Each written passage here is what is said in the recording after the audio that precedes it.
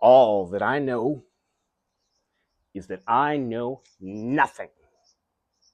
These words are the first I think each day, and the last before the true me takes over. As I've had to say to a lady or two in my time, I'm going to warn you here. This one's going to be long. True artistry is measured by what an artist may add, not what they select from and then swipe to the next screen for. That's just a fancy new choose your own adventure book, my dude. Trust, I may have read a plethora of them, but I've never actually been a pirate. Yet. Welcome or welcome back. I'm Man Needs a Code. Just a quick reminder to not let anyone tell you what you should like and sub to. I respect your freedom and your time, your will and your word. May they both matter till the end of your day. Beyond that, too. Now then, as we know, every code has a foundation, a first pivotal bedrock. Mine is the episode title. All that I know is that I know nothing. Armed with that, well, the limit does not exist. You will come to learn a lot of my flaws throughout whatever time we are fortunate enough to be gifted together. I want to state here and now, I don't ever think I'm right in anything I say. To err is human, to learn, divine. Only two types will ever claim that they know they're right. They be liars and fools. Fools, at least, don't know they're lying. Kind of a difference. If I'm never admitting that I've been wrong, then I have learned nothing, and not in the cool philosophical way here either, bro. Flip side is that I'm stubborn AF, kind of like my species. If we couldn't tame us, well, I wouldn't be betting on a fancy machine to be pulling it off anytime soon. What do I know? To reiterate again, all that I know is that I know exactly. I will never tire of that trick. The writing, if it's truly grand, will take place in the mind of the audience. Artist to artist. I see you. Play on, player. I could literally spend a day and a month expounding on this, but we've all got better things to do than rehash the past. Maybe, though, if there's something there we can learn that's new. You know the phrase, there's no such thing as a free lunch. If not, this might help it stick a little better. Give me free lunch or give me death. This was essentially the choice Socrates gave a jury of his peers where he would stand trial against his beloved home, Athens, for which he had bled in combat for, and now for which he would die. The year is 309 BC, and Athens had been through a bit of a ringer. You see, 5 years prior, they had been soundly routed by the Spartans and their allies in the Peloponnesian War. Now the city was on the verge of starvation. The great maritime empire had been dismantled, their navy burned and broken, their city walls torn to the ground. Our lesson today will be that about a man who we meet way past his prime, well into his 70s. And really, even that isn't fair, since we don't really meet him, as he never wrote down a word. Stubborn wisdom is the most selfish kind. No, the old dude with the beard was not writing down wisdom himself, or thinking about the generation beyond the next. We all perhaps need to care more about the long game. Instead, what we have of him is a lesson that we have from so many of the past. We are taught by those that he taught.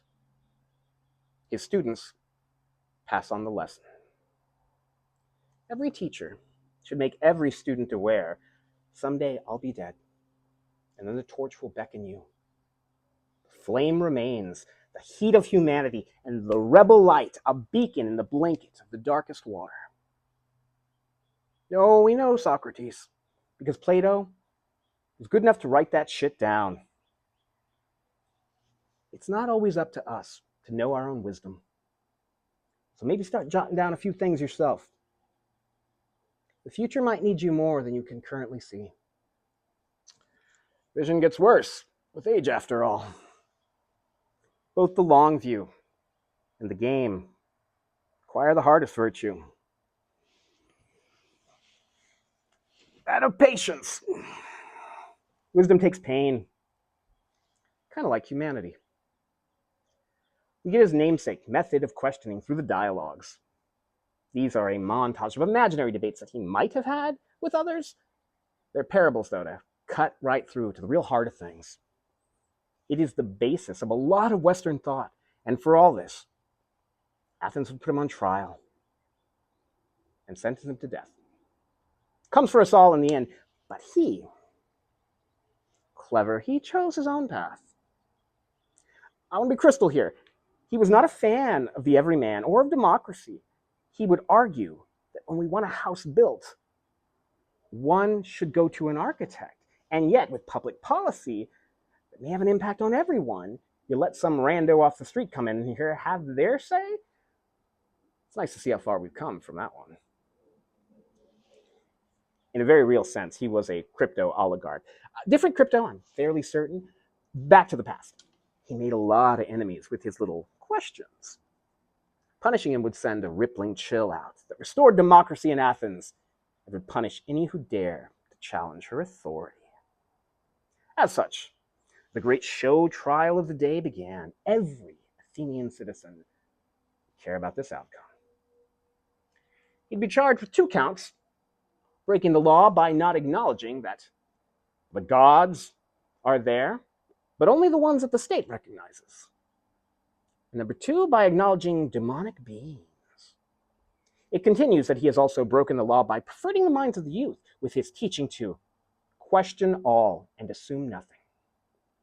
Can't let those upstarts start asking about any harmful changes we're making around them, right? The penalty prescribed for such charges. So, all these charges Socrates faced were in very vague terms. That's intentional. They aren't really crimes, but more of an ad hominem attack on the man himself as a teacher, a thinker, and a man who did not toe the line. Okay, so a little background. There were these guys called sophists. Basically, they were good with the words and used them well. The kind of legal folk you want in your corner when you need them, but otherwise, try to avoid eye contact. Socrates wasn't a fan. He viewed them as being extra to the extreme. Ironically, lots of Athenians thought that he was. When you don't manage your image, someone else will. Time may change. People, well, we're stubborn, remember? There are no lawyers in the court. Each man speaks for himself. The judge is only there to keep order. The jury is about 500, 501 men. Hard to bribe that many people. Nothing built by man will last, though. We're looking at you, AI. So then, what happens when a professional speechwriter wrote an elegant defense for Socrates? He refused it, saying that the words of a lawyer are of no help to a philosopher. Real talk here. It always bothers me when we just create imaginary rules for ourselves. Limits are useful, but only if they're real. Don't follow a rule that should not be. All trials are done in single-day efficiency. Like all things, has a cost. Socrates' speech survives in 2 forms, one by Plato, one by Xenophon. Most historians prefer Plato here. Xenophon is my guy. The speech is called the Apology. Not the way we use it, just means response.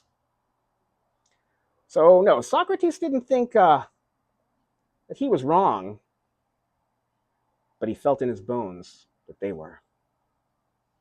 Let's get back to those 2 charges and the tacked on one about the corrupting the youth. Socrates didn't go to religious festivals. Frankly, thought they were dumb. Kind of a waste of time. This was the first allegation. His conspicuous absence created room for criticism. Now, the demonic beings thing, is a reference to him speaking to his own inner voice, telling him if something is right or wrong. One did not abide this voice, or at least openly admit it. Lastly, the charge of subversion of the youth. The subtext here is that he's raising them to question their government. And that is something that a fledgling democracy cannot abide. A great vague charge indeed. Socrates says the real accusation against him here is that he's committing an injustice by questioning things in the earth below and the skies above, making the weaker argument the stronger one here and teaching the youth at the same time. Now that weaker, stronger bit, that's a reference to the sophists. That is like their whole bag. What most likely enraged him was that they charged for their services. He would never. Wisdom itself should be free. Period. Full stop. Now then, nuances are lost on large crowds. Kind of like freedom sometimes. He then states defiantly that so long as he breathes, he will never stop teaching philosophy. He sits down and waits for their verdict. The jurors in the trial of the century make their choice quickly, and then they get in single file line and are given two tokens, one solid and one pierced. Then each is placed in a jar. They return to their benches, and the herald reads the vote. 222 acquit, while 280 vote for his guilt. The accuser then made a demand that the punishment be capital.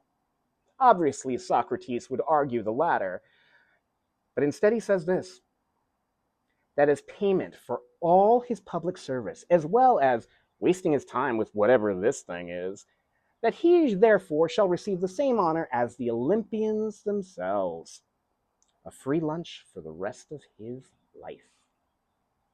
There is no such thing as a free, well, anything really. But yeah, also that. He knew that he was signing his death warrant. A new vote's taken. 60 more. Sentence him to death.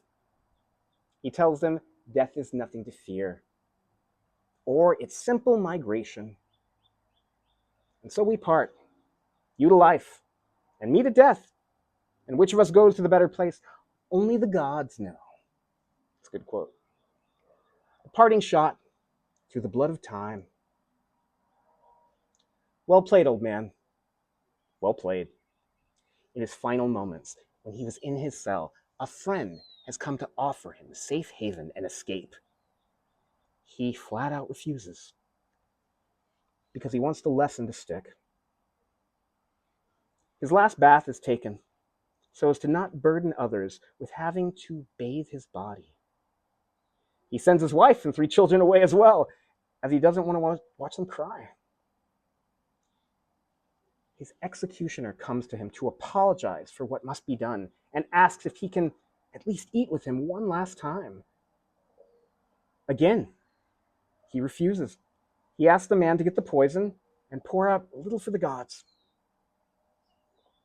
The executioner tells him it's only enough to kill him. Nodding, takes the bottle, downs it quick. He starts pacing around the room. The man loved to go on walks. His legs, though, get heavy. He falls suddenly. His friends begin to cry. He scolds them as if they are children and asks them if they want to be sent away too. The numbness moves up. His final words are about his debt to the healing god and to make sure to pay him.